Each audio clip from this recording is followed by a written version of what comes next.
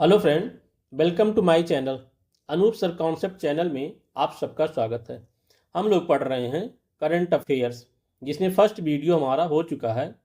National जितने भी news थे हमने उसको कंप्लीट करा दिया है। अगर आप लोग उसको नहीं देखें तो उसको जा करके देख लीजिए। आज का हमारा वीडियो है इंटरनेशनल प्रदेश। जितने भी इंटरनेशनल की न्यूज़ हैं उसको देखेंगे। ये घटना चक्र की जो मैगजीन आती है मंथली वाली, उसी का ये समरी है। तो आइए स्टार्ट करते हैं। अगर आपने इस चैनल को अभी तक सब्सक्राइब नहीं किया है तो इसको सब्सक्राइब करके बेल आइकन दबा दीजिए और इसको जो है लाइक और शेयर भी कर दिया करिए। नीचे कमेंट करके बता दीजिए कि इस वीडियो से आप लोगों को कितना लाभ मिल रहा है। तो ये फर्स्ट न्यूज़ था, एपेक शिखर सम्मेलन 2025। एपेक शिखर सम्मेलन 2025, ये जो एपेक है इसका फुल फॉर्म पूछ लिया था। यूपी ट्रिपल एससी का जो एग्ज़ाम होता है यूपी में उसका, तो इसका फुल फॉर्म क्या होता है? Asia Pacific economic cooperation. Hindi में इसको कहते हैं एशिया प्रशांत आर्थिक सहयोग। इसमें जितने भी फैक्ट लिखे हुए हैं बहुत ही इंपॉर्टेंट है, इसको स्किप मत करिएगा। इसको जो है देख करके इसको नोट डाउन कर लिया करिए या अपने कान में ईयरफोन लगा करके बार बार सुनते रहिए। ये सारी चीज़ें आपके जो है दिमाग में फिट हो जाएंगी। स्थापना इसका कब हुआ था? 1989 में। इसके सदस्य मेंबर कितने हैं? 21। मुख्यालय कहाँ पे है जो है एपेक का? सिंगापुर में। अब देखिए इसका जो 2025 में सम्मेलन हुआ था, ये आयोजन कहाँ पे हुआ था? ये एग्जाम में पूछेगा बिल्कुल। गोइंगजू, एक दक्षिण कोरिया कंट्री में एक सिटी है गोइंगजू। अब इसका उद्देश्य क्या है? एपेक जो शिखर है सम्मेलन, इसका उद्देश्य क्या है? एशिया प्रशांत क्षेत्र में संतुलित, समावेशी, सतत, नवाचार आधारित विकास को बढ़ावा देना है। ये बात आप देख करके समझ जाइए। जो आयोजन हुआ था उसका थीम क्या था? बिल्डिंग ए सस्टेनेबल टुमारो, इनोवेट, प्रॉस्पर। अब इसमें हुआ क्या क्या था, यह क्या जरूरत पड़ी थी इसको करने के लिए? इस सम्मेलन में डिजिटल व्यापार, कृत्रिम बुद्धिमत्ता यानी एआई, आर्टिफिशियल इंटेलिजेंट के क्षेत्र में सहयोग बढ़ाने पर विशेष जोर दिया गया। एपेक एआई इनिशिएटिव 2026 से 2030 को अनुमोदित किया गया। इस फैक्ट को देख करके आप नोट डाउन कर लीजिएगा। अगर आपको डिटेल में पढ़ना है तो आप घटना चक्र का जो मंथली मैगजीन आता है उसको ले करके अच्छे से डिटेल में पढ़ लीजिए।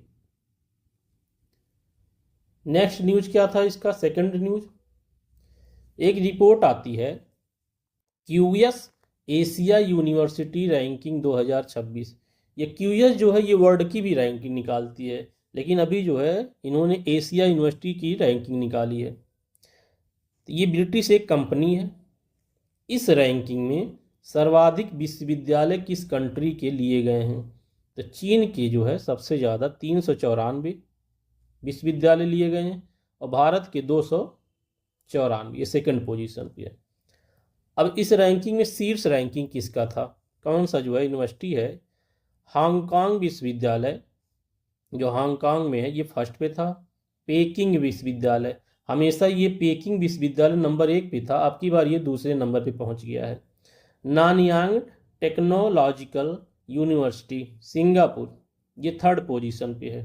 अब इसमें भारत के क्या पोजीशन है उसको देख लेते हैं।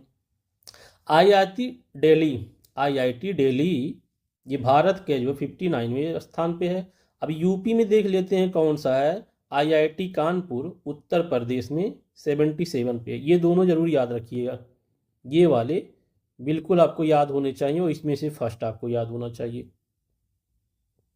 अब इसका नेक्स्ट न्यूज़ था नोबेल अवार्ड। ये बहुत ही इंपॉर्टेंट रहेगा एग्जाम के लिए। सारे एग्जाम के लिए नोबेल पुरस्कार जो दिए जाते हैं बहुत ही इंपॉर्टेंट होते हैं।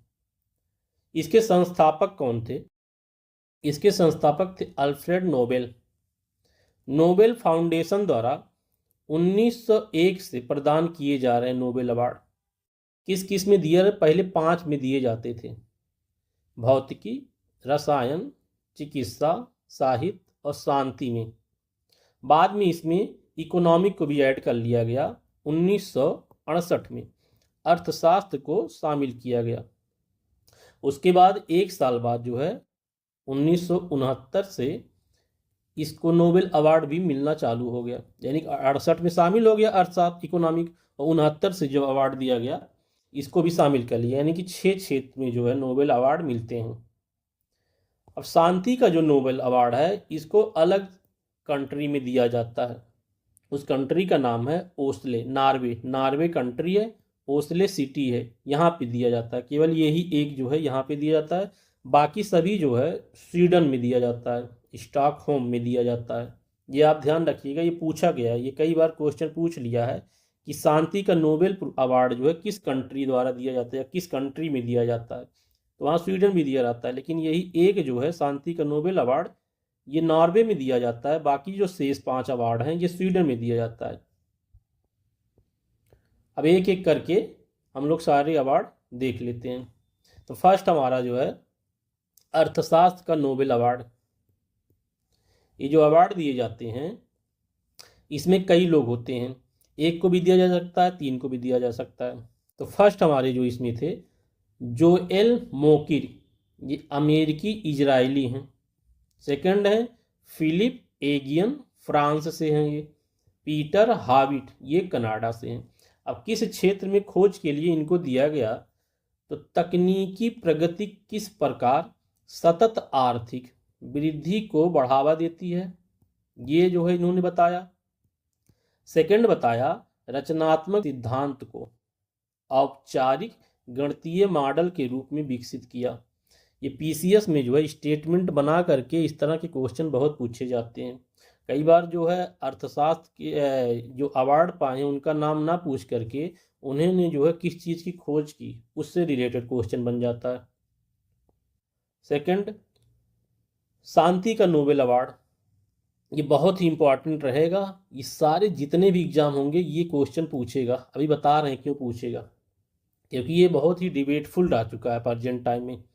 ओस्ले में नॉर्वे में दिया जाता है, हमने ऊपर ही बता दिया है। मारिया कोरिना मचाडो, वेनेजुएला, इसमें वेनेजुएला जो है बहुत ज्वलंत न्यूज है। आप लोगों को पता होगा जो वेनेजुएला के राष्ट्रपति थे इनको उठा करके जो है अमेरिका अपनी कंट्री में ले आया है, और वहाँ जो है इनके ऊपर बहुत सारे आरोप लगा करके कोर्ट में इनकी सुनवाई चल रही है।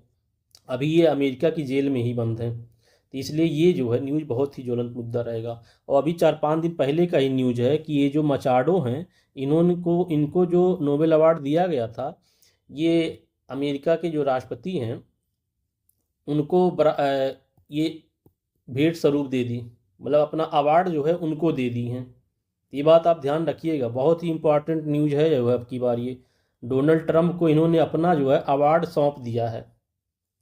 अपने देश में लोकतांत्रिक अधिकारों को बढ़ावा देने के लिए इनको दिया गया था, क्योंकि जो डोनाल्ड ट्रंप हैं वो ये भी प्रयास कर रहे थे कि हमें भी नोबेल शांति अवार्ड मिल जाए, लेकिन वो ऐसा काम ही नहीं करते हैं, मनमानी सारा काम करते रहते हैं। कभी कहीं भी जो टैक्स लगा देंगे, कहीं कुछ कर देंगे, कहीं कुछ कर देंगे। अभी यहाँ पे देखिए जो इंडिपेंडेंट ये कंट्री है, यहाँ पे उन्होंने जो है अटैक करके वहाँ के राष्ट्रपति को ही उठा लिया। तो ये फिर गलत न्यूज पहुँच जाती है ना, गलत मैसेज पहुँचती है ना जो इसकी कमेटी है। तो ये सोच रहे थे कि हमें भी नोबेल की शांति मिल जाए, जैसे इंडिया में जो युद्ध हुआ था भारत और पाकिस्तान के बीच, तो ऐसा कहा जा रहा है कि उनके द्वारा जो है सीज फायर कराया गया था। तो ये अपना न्यूज आता रहता है, तो बहुत प्रयास ये कर रहे थे कि क्योंकि बराक ओबामा जो थे उनको जो है नोबेल शांति मिल चुका है, तो ये भी सोच रहे हैं कि हमें भी नोबेल शांति मिल जाए अवार्ड, लेकिन ये काम ही ऐसा नहीं कर पाते हैं। तो यही सब न्यूज़ था, इसलिए ये नोबेल शांति का जो अवार्ड है ये अब की बार बहुत ही इंपॉर्टेंट है। और किसने पाया था? मचाडो, ये वहाँ की जो है नेता हैं लोकतांत्रिक अधिकारों को बढ़ावा देने के लिए। आइए थर्ड देखते हैं, साहित्य का नोबेल अवार्ड, ये किसको मिला है? लेखक लास जलो क्रास्नाहोकाई, हंगरी की रहने वाली है। किसके लिए मिला था उनको? उनकी दूरदर्शी रचना, धार्मिकता और जटिल साहित्यिक कृतियों के लिए प्रदान किया गया। फोर्थ क्या अवार्ड है हमारा? रसायन विज्ञान का नोबेल अवार्ड, ये किसको किसको मिला था? सुसुमु किटागावा, जापान की रहने वाली हैं। रिचर्ड रॉबसन, ऑस्ट्रेलिया के रहने वाले हैं। ओमर एम यागी, ये यूएसए की हैं। आप कंट्री का नाम भी याद रख दीजिएगा, मिलान करने के लिए आ जाता है कि कौन किस कंट्री से हैं। किसके लिए इनको अवार्ड दिया गया था? तो मेटल ऑर्गेनिक फ्रेमवर्क के विकास के लिए इनको अवार्ड दिया गया था। फोर्थ अवार्ड देखते हैं, भौतिकी विज्ञान का नोबेल अवार्ड। तो ये किसको किसको दिया गया था? फर्स्ट हैं जॉन क्लार्क, ब्रिटिश के रहने वाले। मिचेल एच देओरेट, फ्रांसीसी अमेरिकी हैं ये। थर्ड हैं जॉन एम मार्टिनिस, अमेरिकी नागरिक हैं। किसके लिए इनको मिला था? किस खोज के लिए भौतिकी विज्ञान को नोबेल अवार्ड इन तीनों को दिया गया था? माइक्रोस्कोपिक, क्वांटम, मैकेनिकल टनलिंग और विद्युत सर्किट में ऊर्जा क्वांटाइजेशन के लिए। फिफ्थ देखते हैं, फिफ्थ अवार्ड चिकित्सा विज्ञान का नोबेल अवार्ड। फर्स्ट किसको मिला था? मैरी ई ब्रंकाउ, अमेरिकी ये नागरिक हैं। सेकंड है फ्रेड रामसडेल, अमेरिकी ये नागरिक हैं। थर्ड है सिमोन साकागुची, ये जापान की रहने वाली हैं। किस खोज के लिए इनको दिया गया था? प्रधीय प्रतिरक्षा, सहनशीलता और विनियामक टी कोशिकाओं संबंधी उनकी खोज के लिए। ये जितने भी दिए गए हैं बहुत ही इंपॉर्टेंट फैक्ट रहेंगे, आपको बहुत समराइज करके जो है इसको यहाँ पे नोट डाउन किया गया। अब नेक्स्ट न्यूज़ था रूल ऑफ लॉ इंडेक्स 2025, कि किस कंट्री का जो है कानून और वहाँ का रूल जो है कैसा है। विधि कानून के शासन का ये मापन करता है। इस रिपोर्ट को जारी किसने किया? वर्ल्ड जस्टिस प्रोजेक्ट द्वारा इस रिपोर्ट को जारी किया गया। ये रिपोर्ट भी ध्यान में रखिएगा, पूछता है कि कौन सा रिपोर्ट जो है किसने जारी किया। तो शीर्ष स्थान कहाँ का रूल सबसे अच्छा, किस देश का जो है विधि कानून सबसे अच्छा है? तो डेनमार्क फर्स्ट पे है, नॉर्वे सेकंड पे है, फिनलैंड थर्ड पे है। भारत का जो है रूल रेगुलेशन कैसा है विधि कानून के शासन में? 86 पोजीशन पे आता है, 86वें नंबर पे भारत है। उससे बेहतर नेपाल है 72। अंतिम स्थान कहाँ का? वेनेजुएला। ये भी हमने ऊपर उसी कंट्री का बात किया जहाँ की नोबेल शांति अवार्ड मचाडो को मिला है। ये वही कंट्री है जो है वेनेजुएला। ये पड़ता कहाँ है? नीचे जो साउथ अमेरिका है, मतलब दक्षिणी अमेरिका में ऊपर की तरफ ये कंट्री पड़ता है। ये कंट्री आप याद रखिएगा, बहुत ही जो है रिच कंट्री ये है जहाँ पे ऑयल मिलता है, ऑयल का रिजर्वियर बहुत ज़्यादा है यहाँ पे। उसी के आपको देख करके जो है डोनाल्ड ट्रंप यहाँ पे अटैक करके यहाँ के राष्ट्रपति को हाईजैक करके अपनी कंट्री लेके चले गए हैं। अब अफगानिस्तान देखिए 42 नंबर पे है और लास्ट में वेनेजुएला है। नेक्स्ट न्यूज़ था वैश्विक वन संसाधन आकलन, यानी कि वर्ल्ड के जितने भी वन के न्यूज हैं इसमें हैं। ये बहुत ही इंपॉर्टेंट रहेगा। एक भारत का आता है, भारत का तो लास्ट ही ईयर आया था, ये अब की बार वैश्विक वन आता है, 5 साल पे आता है ये। तो जारी करता कौन है? जारी किसने किया? संयुक्त राष्ट्र के खाद्य और कृषि संगठन FAO के द्वारा ये जारी किया गया। ये प्रत्येक 5 वर्ष पे आता है, यानी कि एक बार अगर आपने इसको तैयार कर दिया तो अगले 5 ईयर तक जो ये चेंज नहीं होने वाला है। इसको देख करके अच्छे से रट लीजिए इसको। इसका आयोजन कहाँ हुआ था, यानी जारी कहाँ हुआ था? 21 अक्टूबर 2025 को बाली, इंडोनेशिया एक सिटी है बाली, वहाँ पे इसको जारी किया गया था। अब इसमें जो है जितने भी फैक्ट हैं इसको देख के आप रट लीजिए, 5 साल तक यही बना रहेगा और सारे एग्जाम में ये पूछा जाता है। अगर आप ऐसे भी लिख रहे हैं तो इस पॉइंट को अगर डाल देंगे, कोई एग्रीकल्चर से संबंधित या फिर जो है वर्ड से संबंधित कुछ भी आया एटमॉस्फियर पे या किसी वन पे, तो ये डाल देंगे, बहुत ही इम्पैक्ट रहेगा। यहाँ देखिए जितनी भी चीज़ रखी गई है ये केवल करंट के लिए नहीं है। अगर ये आप मेंस भी लिख रहे हैं, PCS का मेंस लिख रहे हैं, IAS का मेंस लिख रहे हैं, इस फैक्ट को वहाँ डाल देंगे ना तो बहुत ही इम्पैक्ट पड़ जाएगा एग्जामिनर की जो है दिमाग पे कि ये जो है स्टूडेंट करंट से भी रिलेट रहता है, यानी कि ये वर्सटाइल जो है स्टूडेंट है, हर चीज़ का इसको ज्ञान है। ये देखिए वैश्विक स्तर पर वनों का कुल क्षेत्र कितना है? तो 4.1 अरब हेक्टेयर। प्रति व्यक्ति वन क्षेत्र कितना है? ये हमारा है 0.54 हेक्टेयर। अब देखते हैं कॉन्टिनेंट वाइज जो है, कॉन्टिनेंट वाइज कितने कितने वन हैं। तो विश्व के क्षेत्र में सर्वाधिक वन क्षेत्र कहाँ पे हैं, यानी कि यह क्षेत्र की बात की गई है। देखिए 3 टाइप के यहाँ क्वेश्चन बनते हैं, ये क्षेत्र में बात की गई है। तो यूरोप में सबसे ज़्यादा है, यूरोप में कितना है 25%। फिर उसके बाद दक्षिण अमेरिका, वही वेनेजुएला वाला ये कॉन्टिनेंट है, ये 20% है यहाँ पे। फिर है आपका उत्तरी परस मध्य अमेरिका, यहाँ 90%। ये ऐसे एज इट इज इसको रट लीजिए। फिर देखिए विश्व के वन क्षेत्र के कुल भू क्षेत्र में, अब इन दोनों क्वेश्चन में डिफरेंस क्या है। यहाँ कहा विश्व के क्षेत्र में सर्वाधिक वन क्षेत्र कितना है, यानी कि जो वहाँ लैंड है उस लैंड की बात कर रहा है। और यहाँ क्या पूछ रहा है कि वन क्षेत्र जो है उसके कुल भू क्षेत्र में प्रतिशत कितना है, यानी जो वहाँ का लैंड है उसमें वन का प्रतिशत पूछ रहा है। ये बात आप दोनों डिफरेंस करिए, यहाँ केवल जो है क्षेत्र की बात किया गया है और यहाँ बात किया गया वन क्षेत्र के कुल भू क्षेत्र में प्रतिशत पूछ रहा है। तो फर्स्ट पे है दक्षिणी अमेरिका, सेकंड पे यहाँ यूरोप आ जाता है, और थर्ड पे उत्तरी प्लस मध्य अमेरिका। यानी कि यहाँ पहले यूरोप था क्षेत्र में, तो यहाँ सेकंड पोजीशन पे आ गया, और यहाँ दक्षिणी अमेरिका जो है सेकंड पोजीशन था, तो यहाँ फर्स्ट। इन दोनों में आप डिफरेंस कर लीजिएगा बहुत अच्छे से।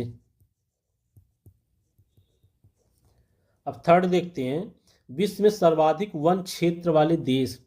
यहाँ वन क्षेत्र की बात की गई है, यहाँ कंट्री की बात की है। अभी हम लोग कॉन्टिनेंट देखे थे, तो रूस जो है 20% के साथ सबसे ज़्यादा यहाँ पे है।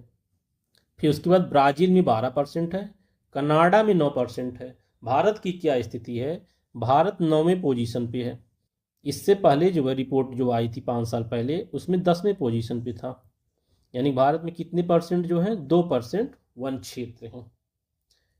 तो ये आज का जो है इंटरनेशनल न्यूज है। अभी इसमें एक सेकंड पार्ट आएगा, क्योंकि अब की बार जो है मंथ वाले एग्जाम इसमें मैगजीन में बहुत सारे न्यूज हैं इंटरनेशनल के, तो इसलिए हमने जो है एक ही वीडियो इसमें नहीं बनाना चाहा, ताकि वीडियो बहुत लेंदी हो जाएगा। इसलिए इसके सेकंड पार्ट आएंगे, उसको भी आप देख करके फिर ये जो है इंटरनेशनल न्यूज कंप्लीट हो जाएगा।